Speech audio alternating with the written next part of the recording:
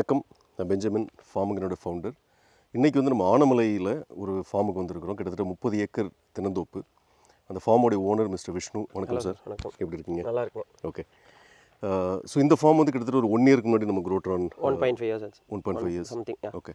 ஒன்று டபோ. ஆமாம், நீங்கள் ஃபேஸ்ட் மேனராக போகிறீங்க. ஃபர்ஸ்ட் வந்து பேசிக் இரிகேஷனில் ஆரம்பிச்சிருக்கிறோம். போட்டிருக்கேன். அப்புறம் இப்போ வந்து ஃபெர்டிகேஷன் ஆட் பண்ண போகிறீங்க. ஃபெர்டிகேஷனும் இன்னும் கொஞ்சம் ஃபார்ம்ஸையும் சேர்த்தலான்ட்டு. ஓகே.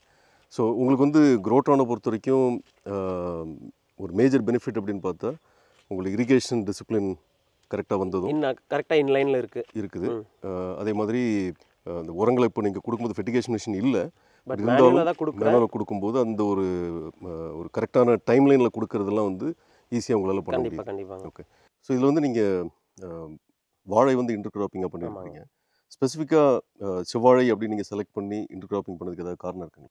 செவ்வாழைன்னு இல்லைங்க, லைக் இந்த என்னோட சாயிலுக்கு செவ்வாழை ஃபர்ஸ்ட் நல்லா ஈல்டு வரும். கால்சியம் ரிச் சாயிலுங்க, அதனால. அப்புறம் மோரோவர் செவ்வாழை வந்து 1.5 வருஷ கிராப்பு. ரேட் நல்லா இருக்குது. ஒரு 60-50 ஆவரேஜாக ஒரு ட்ரீ வந்து ஒரு 20 kgs எடுத்தோம்னாலே ஒரு நல்ல ஒரு இன்கம்.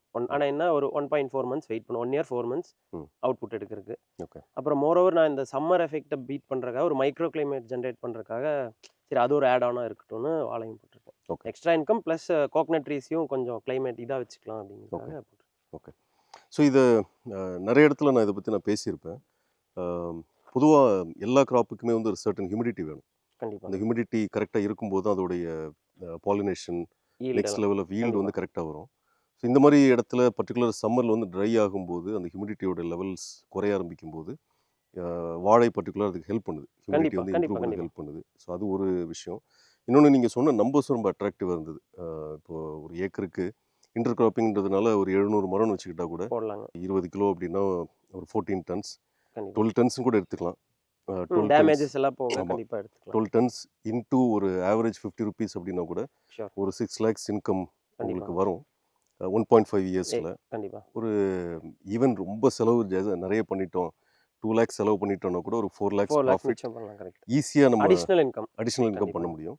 இன்ஃபேக்ட் நான் இதுக்கு முன்னாடி நிறைய வீடியோஸில் என்ன சொல்லியிருப்பேன்னா, கோகனட்டை விட இன்டர் கிராப்பிங் இன்கம் தான் அட்ராக்டிவாக இருக்கும் அப்படின்ட்டு.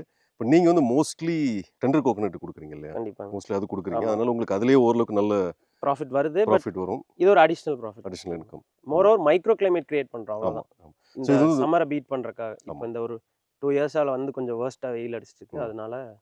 நம்ம நீங்கள் வந்து போன வருஷம் அந்த பீக் டெம்பரேச்சரில் உங்களோட ஈல்டே குறைஞ்சதுன்னு சொன்னீங்க இல்லையா? கண்டிப்பாக. எல்லா ஃபார்மர்ஸ்க்கும் 40% ஆஃப் ஈல்ட் ட்ராப் ஆச்சு.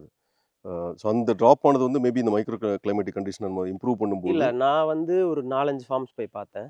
இப்போ நீங்கள் தயா சார் ஃபார்மு, நான் அவருது சேத்துமடியில் நிறைய ஃபார்ம்ஸ், யாரெல்லாம் இன்டர் கிராப் பண்ணியிருக்காங்களோ, வெயிலோட இன்டென்சிட்டி சாயில் எவ்வளோ கம்மியாக வச்சுருக்காங்களோ, அவங்க ஃபார்மில் ஈல்டு குறைஞ்சதுன்னா ஒரு 20% தான் குறைஞ்சது.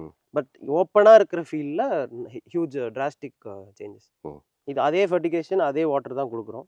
பட் ஹியூமிடிட்டி எஃபெக்ட்னால போலன்ஸ்லாம் ட்ரை ஆகுது, ப்ராப்பராக பாலினேஷன் ஆகுது. ப்ளஸ் நீங்கள் இப்போ சொன்ன இன்னொரு விஷயம் வந்து இந்த மண்ணோடைய டெம்பரேச்சர் ரொம்ப ஜாக் ஆகாமல் இருக்கிறதுக்கும் கண்டிப்பாக என்னது ஒரு கவர் மாதிரி ஹெல்ப் பண்ணுது. சரி, இப்போ நீங்கள் க்ரோட்ரான் இன்ஸ்டால் பண்ணதுக்கப்புறம் அஃப்கோர்ஸ் நீங்கள் ஃபுல் ஃப்ளெஜ்டு இன்ஸ்டால் பண்ணி முடிக்கல, இரிகேஷனுக்கு மட்டும் இப்போ ஃபர்ஸ்ட் பண்ணியிருக்கிறீங்க. இது வரைக்கும் உங்களுக்கு ஏதாவது அதனால பெனிஃபிட்ஸ் மாதிரி தெரிஞ்சிருக்கு? கண்டிப்பாக. எனக்கு வந்து ப்ராப்பராக டெய்லியும் அந்த இரிகேஷன் நடந்துருது. ஓகே. மோரோவர் நான் இப்போது எங்கே வெளியே இருந்தாலோ லேபரே லீவ் போட்டாலும் அந்த மார்னிங் 6 o'clock செட் பண்ணி வச்சோம்னா லைக் எல்லா வேல்ஸும் இரிகேட் ஆயிடுது. அது ஒன்றுங்க.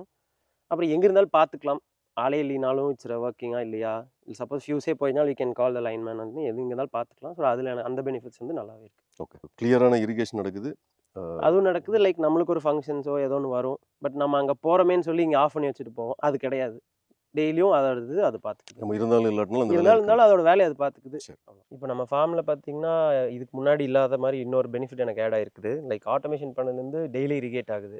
இப்போ டெய்லி இரிகேட் ஆகிறதுனால பார்த்தீங்கன்னா like harvest time tender coconuts வந்து ஒரு 5 days ப்ரையராக வருது. ஸோ ஒரு ஹார்வெஸ்ட்டுக்கு 5 daysங்கும் போது லைக் த்ரூ தி இயர் பார்க்கும்போது 1 or 2 ஹார்வெஸ்ட் இன்க்ரீஸ் ஆகுது. ஸோ நம்மளுக்கு அதில் நல்ல ஒரு அவுட்கம் எடுக்கலாம், ப்ராஃபிட். ஸோ அது ஒரு முக்கியமானது.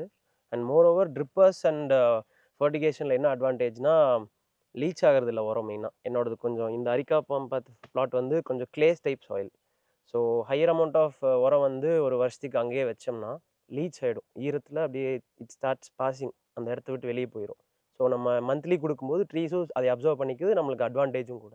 ஸோ இது வந்து 4 மாதம் இருக்கு இல்லைங்களா? ஆமாங்க. ஸோ மேபி இன்னொரு 6-7 மாதத்துக்கு 8 அப்புறமா மந்த்ஸ்க்கு அப்புறம் பஞ்சஸ் வெளிய பஞ்சஸ் வந்திருக்கும். வெளியே வரும். அது வெளியே வந்து மேபி 1 மந்த்துக்கு அப்புறமா ஒரு திருப்பியும் ரீவிசிட் பண்ணலாம். கண்டிப்பா, அப்போ ரீவிசிட் பண்ணும்போது உங்களுடைய டெலிஜென்ட் இரிகேஷன், நியூட்ரிஷன் மேனேஜ்மெண்ட் எப்படி ஹெல்ப் பண்ணியிருக்குது? கண்டிப்பா. ஏன்னா நெறைய பேர் இந்த 20, 25 கிலோ பெர் பஞ்ச்லாம் எடுக்கிறதில்ல. ஷூர். ஸோ உங்களுடைய முயற்சியில அது எந்த அளவுக்கு பார்க்கலாம். நல்லா வருதுன்னு பார்க்கலாம். அப்ப இந்த வியூவர்ஸுக்கும் ஒரு கான்ஃபிடன்ஸ், எஸ் கண்டிப்பா. இந்த மாரி நம்ம பண்ணோம்னா நல்ல ப்ராஃபிட் எடுக்கலாம் அப்படிங்கிற எடுக்கலாம். கான்ஃபிடன்ஸ் வரும். அதுக்கு வேண்டி நம்ம we will revisit this farm again.